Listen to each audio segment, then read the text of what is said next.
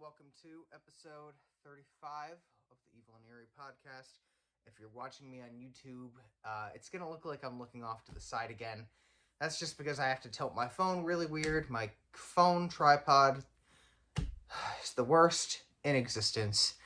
It's what happens when you don't have enough money to buy proper equipment.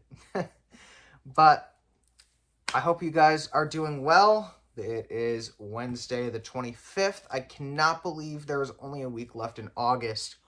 Where the hell did the time go? How did the summer go by that quickly? I know I mentioned this in the last couple of episodes, but how on earth is the summer already over? This summer, compared to last year, just flew by. And it's probably because of the pandemic, I guess, that made everything drag. But this year, it really flew. It honestly feels like yesterday was May 1st, and now we're about to hit September 1st. Crazy. I hope your last week of summer is going well. My last week is going swimmingly. Work this week. My boss is on vacation, and community access television centers have to do a week furlough, which means that we are not allowed to put any hours in for a week. It's how the stations, I guess, stay open throughout the year. They don't record any payroll for a week, zero expense.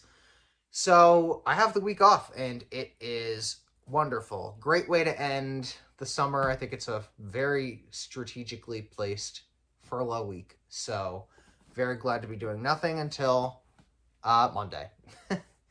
And then work actually becomes remote for me. A lot of meetings are happening that are going to be online that I'm going to be moderating. So I'm really looking forward to being able to not have to go 25 minutes out of my way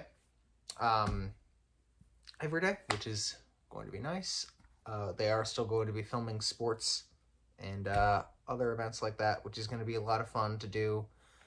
But for the most part, I'll be moderating meetings from home and working just generally from home. So I'm very excited for that. Is anybody else working remote? A lot of jobs are actually going remote. Because we're not just going remote because fall is coming up. We're going remote because of COVID, actually, which I found really interesting. Is anybody else doing that? Starting to transition into more of a remote thing? Let me know in the comments. Anyways, I hope you guys are doing well. And like I said, it is Wednesday. Oh, Lord. Here come the group messages. It's what happens when I don't mute my... What is it? Group me? Is that when I don't mute my group me? Because I was put into so many group me chats over the past, for classes and for, just other groups. And despite the fact that I'm not in school anymore, those chats are miraculously still happening. Granted, it was a bunch of underclassmen, so that I was in the class with. Which was weird because it was an advanced class. But anyway, hopefully they will have a good school year. And if you are going back to school, whether you're an undergrad, grad student, or beyond, or under, if you're listening and you're, going into one of your high school years, I hope that you have a good school year. I know a lot of schools are starting a little bit later this year, at least around my neck of the woods. They are starting, I believe, after Labor Day. I think most schools start before or something like that. I know a lot of colleges are starting this week. They're starting super early.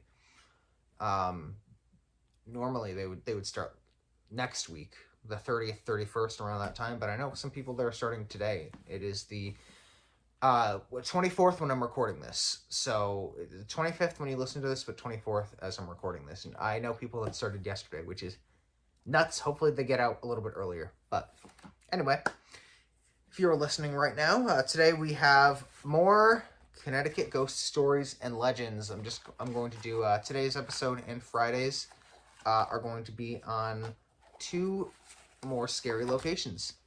And I am recording alone today, and Friday is going to be a solo episode as well. Like I said, I'm sorry. Things just got a lot of I don't know what I'm saying. Things just got a little crazy with the shoot that me and Megan were a part of, the short film. We got rained out Sunday. The hurricane came. It was not nearly as bad as they thought it was going to be. So the hurricane came. They ended up canceling day 2 of the shoot. Saturday, we did not get as much done as we thought we were going to. So I've got to go back Thursday. Megan will not be there. She has a full 9 to 5. So we're going to miss her there. But I am going to hopefully see Megan this weekend. So if I do, we are definitely going to buckle down and shoot some episodes. And hopefully, by next week, I will be back to the me and another co-host, because it's always more fun having somebody else here. But that is what to expect. And like I said, please rate, review, download, like, subscribe. We have a YouTube channel, and follow us on all of our socials at Evil and Eerie Podcast or at Evil Eerie Podcast, depending on the site. So just look us up under one of those, and you will find us. We're very active on Instagram, and we are going to become very active on... We're more active, sorry, not that we haven't been, but more active on YouTube as well. And at some point, I am going to transition into my other podcast idea, which is going to be more free range. That's probably going to come in September-ish. I had to push it back a lot.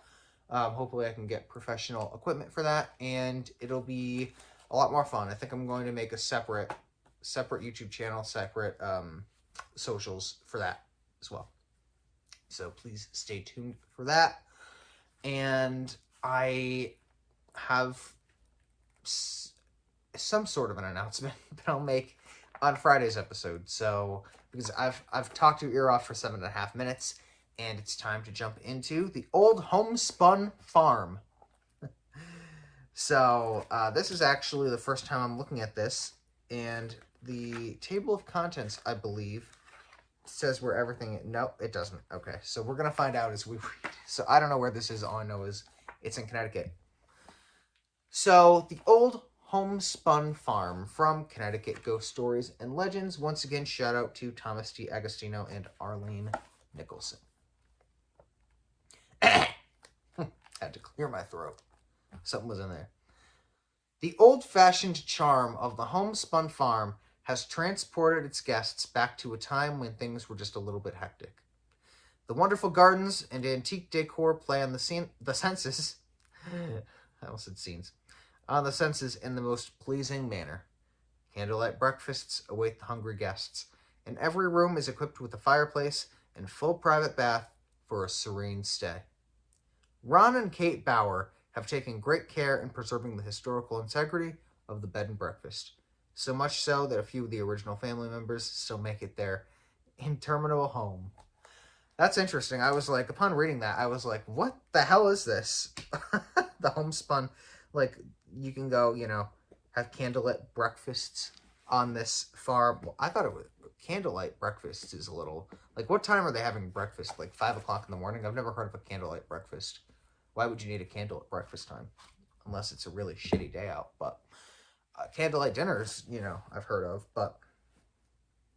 And I was just like, wait, this is a haunted? Because I was reading, fireplace, private bath. It sounds like, a luxurious place here. But bed and breakfast. And bed and breakfasts, oh my God, we could do a whole episode on haunted bed and breakfasts. I'm sure they're all haunted to an extent.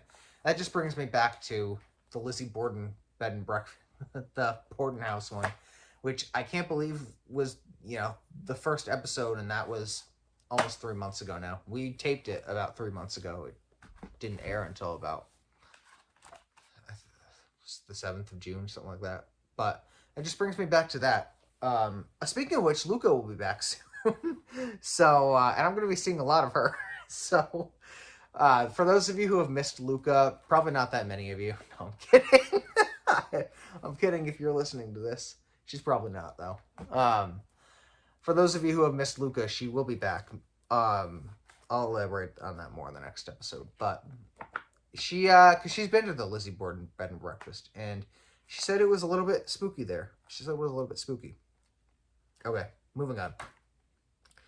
The farm was purchased in 1740 by Simon Brewster, a great-great-grandson of William Brewster, who arrived in the New World in 1620 on the Mayflower. For more than 200 years, the Brewster family ran this historic property as a dairy and orchard. Is it orchard or orchid? I can never know. Are those two different things? Orchard, right? Or orchid? Is it pronounced orchid? What the hell is pronounced orchid? I'm like, all right, so it's orchard, but like, is that when you would say orchid? Or are they two different things? I don't know. Establishment. From the handcrafted beds to the hand-hewn beams, what is now Homespun Farm bed and breakfast warms you with the spirit of the men and women who worked the farm over the centuries. Members of the Brewster family are buried in the Patchogue Cemetery up the road from the farm. Some are also buried near the property along Palmer Road. I still don't know where this is, and it's going to be interesting when I do find out where exactly this is. But I'm hearing things. It might be my dog. Or it could be a ghost. Who knows? I doubt they'd come out. It's noon. I don't think they're going to bother me right now, but who knows? Anyway, it could be the people from the Mayflower. I don't know. But it's like those pilgrim ghosts are... I've seen a lot of documentaries on... I almost said Investigation Discovery, but that was not it. The History Channel, maybe? Or A&E? One of those two? What are the ones that have all those like paranormal like documentaries? I think it might have been the History Channel. Or A&E. I don't know. But anyway, I've seen a lot of documentaries about people that have seen ghosts that were around during the time of the pilgrimages over. And they're some of the scary ones. And it just... I mean, I reference American Horror Story a lot on this show, and I used to be a very big fan of American Horror Story. In the recent years, I have not been. They coming back next month, so, and of course I'm going to watch it, but, you know, I haven't been able to get into the last couple of seasons, but I actually, unpopular opinion for those American Horror Story fans out there, I loved Roanoke. I thought Roanoke was genius. And that was based off of the Lost Colony, and that is a creepy story, and I think that I'm going to suggest that for one of the next episodes, whoever I do it with, the Lost Colony of Roanoke, which was, I want to say, because there's a Roanoke, Virginia, but I think this was North Carolina that this happened in. An entire colony of people basically went missing without a trace. And it is just such a, like, I'm getting goosebumps right now. Like, it's such a creepy story. American Horror Story Roanoke does it a lot of justice. I thought it was a really, really, really well-made season. If you're not into American Horror Story, definitely check that out. Watch them in order, though. Don't watch the seasons out of order, because they connect. They're different, but they connect. So watch them in order. And the first 5 seasons, I lied. The first 4 seasons are great. Season 5 we're not going to talk about, but then season 6 is Roanoke. It's very good. Definitely give that a listen to or a watch. Not just a listen to. You're going to want to watch it too. I don't know what I'm saying today. I'm so used to saying give it a listen because we're a podcast, so you could listen or watch, but you're going to want to listen and watch for American Horror Story. So it's a really good season. It's like kind of like made in like a documentary format. But then it switches, but it's documentary format and like your conventional like horror TV show. It's really good. If you are an American Horror Story fan and you have kind of brushed it off and you haven't seen it, definitely go back and watch it, because it's really good. I think it's an underrated season. I think it's a very, very well written season, and I would love for them to do more seasons like that. They probably won't. They kind of like to do like drastically different things every season. But if they ever made like connections to it or allusions to it or whatever, if they even like revisited it, I would not complain. But that's a really creepy story. So my point being is that all those like old colonist ghosts, like that are like at this point 400 years dead, creepy. It's like the origins, when you think about the origins of this country and of the 13 colonies, it's like, wow, like it's hard to imagine life back then, which kind of makes it even creepier. So in Connecticut, as most of you probably know, is one of the original 13 colonies. I believe we were the 5th. I believe Connecticut was number 5, the 5th state established. I know number 1 was Delaware. Pennsylvania is one of the first 5, and then I know Connecticut was the 5th state. So Kate bought the house in 1996 and soon turned it into a bed and breakfast, but there were some permanent tenants that would begin to surface. Both Ron and Kate have seen the apparition of a man standing in the orchard out back, I'm pretty sure it's orchard, and mulling around the blueberry patch near the house. They were not sure who the mysterious specter was until 2 Brewster sisters came to stay at the house. They were in town visiting their mother's grave, and wait a minute, I'm confused. We're just going to keep reading. They're visiting their mother's grave and decided to spend the night at their former residence. Kate began telling the sisters about the ghost of a man in work clothes that is still tending the farm. She related that they had witnessed him on several occasions. Why did I say that word weird? Occasions.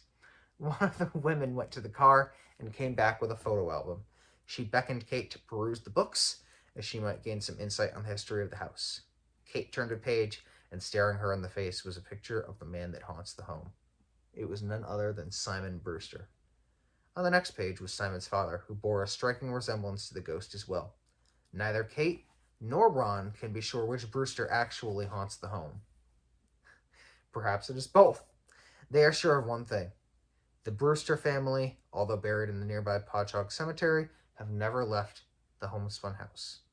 And so they're saying the homespun farm is in Griswold, which I didn't even know was a part of Connecticut, and still tenants members of the Brewster family long after their tenure on Earth. So I'll try and show a picture. I don't know how clear this is going to be. It looks like a regular house. Like it looks like something you'd find in like a cul-de-sac. It does not look like any sort of farm by any means. Definitely looks like something that would be haunted though. And looks like a decent bed and breakfast spot. So this is a relatively new bed and breakfast. So, I don't know, maybe the ghosts aren't happy that it's being turned into a bed and breakfast for other guests to come hang out in. And I paused during that because I was confused because it said the Brewster sisters, and I was like, wait, the daughters that were like around in the 1600s, they came to stay at the house? Like, so I was thinking like Ron and Kate are seeing this ghost, but they're not at all freaked out by the 2 ghosts, the ghosts of the 2 sisters that are coming. And they're like saying like, who is this man, in the blueberry fields, asking 2 ghosts. But I guess these Brewster sisters are kin way down the line. So they, that has to be their like great, grandfather, like I don't even know how many, maybe at least like maybe 10 generations up or something like that, which is insane. And why, I mean, I don't know. Did they had pictures in the 1700s? I didn't know that. I thought photography came out in the 1800s. I don't know. That's just, I don't know. I'm probably going to sound stupid. I thought photography came out in the 1800s. I didn't think it came out in the 1700s. How would they have a picture of the guy or his father? Oh, Lord. I don't know. This story just doesn't make sense to me, but I don't know. Maybe it's just me. Maybe it's just because it's early and I'm... and I don't know where Griswold is. I didn't even know it was in Connecticut. It could be a village, because Connecticut has a lot of villages. Speaking of which, I didn't know that villages, like... I was, like, researching villages, just generally, because I was like, oh, wait, because there's a village near me that I was like, I thought it was like a town, but on the list. It wasn't recognized in the list of towns. So I was like, wait, what the hell is this? And so I looked it up and it said village. I was like, oh, because I guess villages are like part of cities or towns or whatever. So I don't know. There are a lot of villages. It's such a strange concept, but I don't want to take too much time thinking about it because I'm just going to confuse myself more. So the whole Bauer family has heard footsteps going up at the back stairs and down the front stairs. They have deduced that it might be Mrs. Brewster still rambling through the household. There are 3 guest rooms: the cherry room, the orchard room, and the sunset room. A guest took a photo in the cherry room, which used to be Mrs. Brewster's bedroom, and captured a white, misty light that might just be the revenant of the former matriarch of the house. Ghosts like to make appearances in cameras sometimes. What's that whole thing like if you take a picture of a ghost? Wasn't there like something about like if you take a picture of a ghost, like your picture won't come out right? I don't know. But so we have a bunch of the members of the family haunting this house. We've got Simon, his father, I'm assuming his wife, either his wife or his mother. But, or both, you know, maybe his mother and his wife are haunting. Maybe everyone's here. And I don't trust these 2 Brewster sisters. I think they're ghosts too. So we have another picture of the orchard. This is where Simon has been seen wandering. So I know, I'm sorry if it's not the clearest image, but that's a big field. Imagine running in that. That'd be fun. And it looks like there's someone standing out there. I don't know if it's a person or a ghost or an inanimate object, but I'm going to have Michelle post this maybe. It's like right there. Like that's not part of the... What the hell? All these noises go off when I'm in the basement. It's the pool pump outside. That's not a part of a tree. That looks like a person. That's definitely not a part of a tree. That's weird. Maybe they caught him on there. Another strange occurrence relates to a number of old-fashioned bobby pins that Kate found around the house, particularly near the back stairs.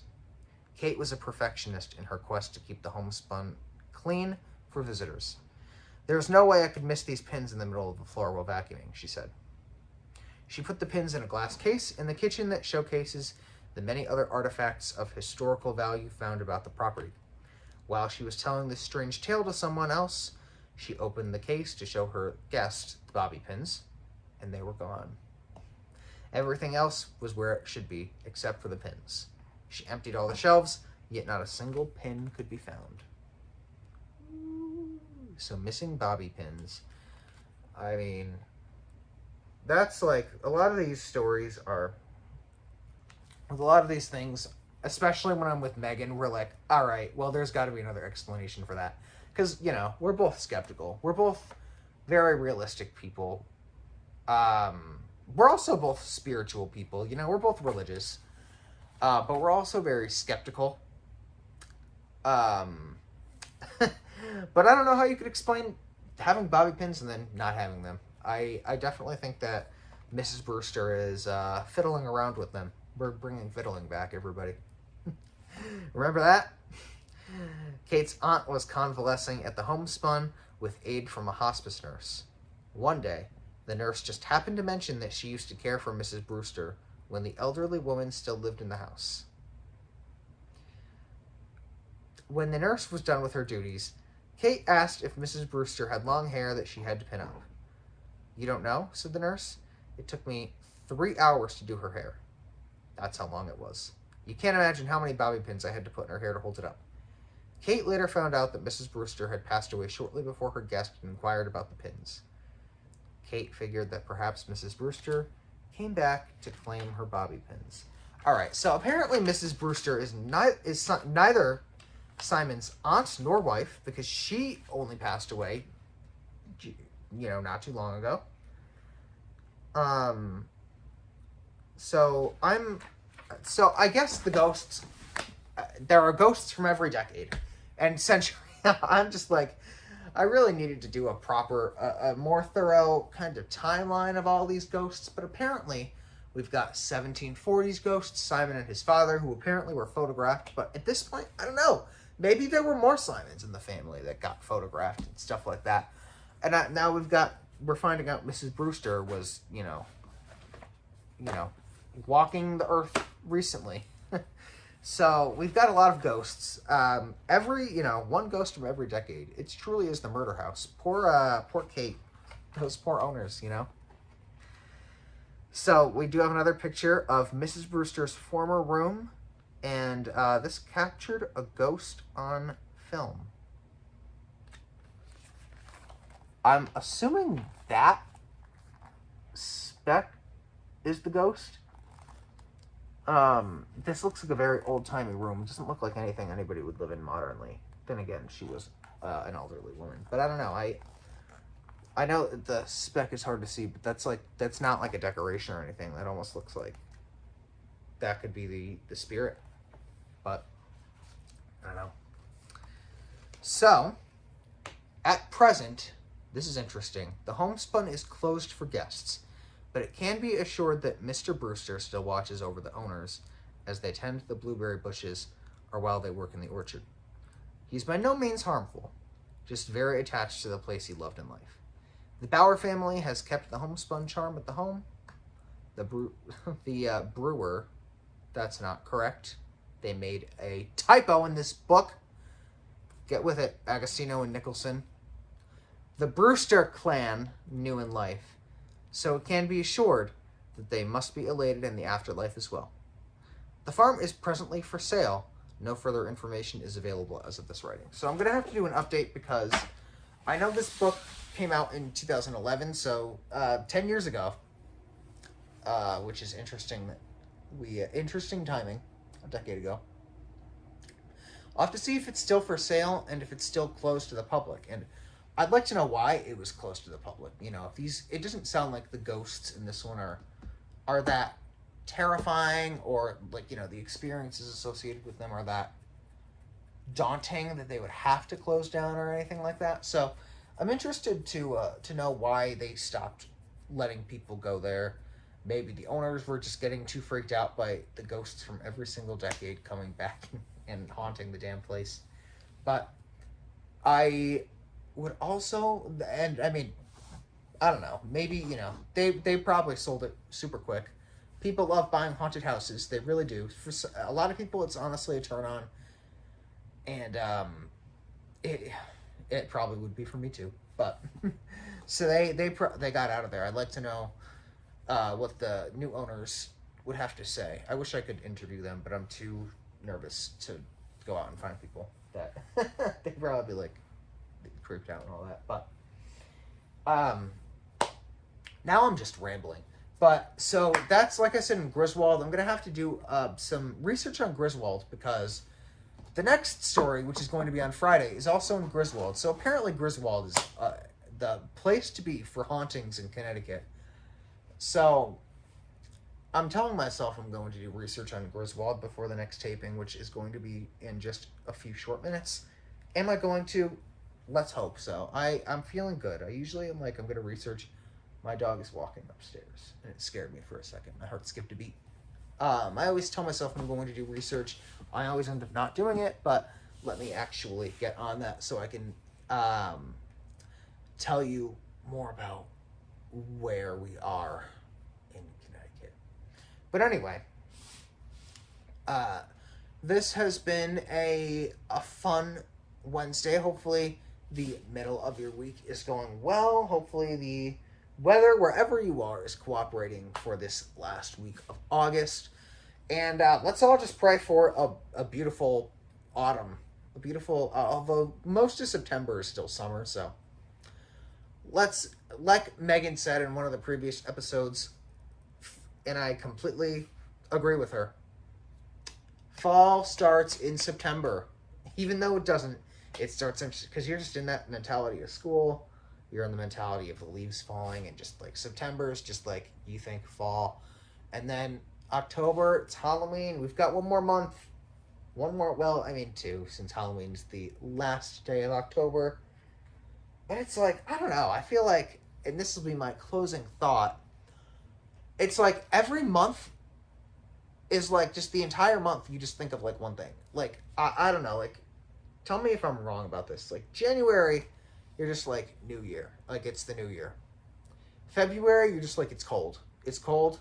I mean, if you're a New Englander. If you're not, then you're probably thinking like Valentine's Day or just nothing. To me, I'm sorry, February is just like an month. Like February to me is the most dull month there is. Sorry if you're a February baby, but to me, February is just like nothing. If I could get rid of a month, it would be February.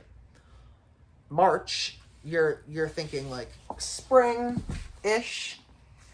April, if you're religious, maybe Easter, maybe, even though it doesn't always fall in April. I don't even think of I think of rain.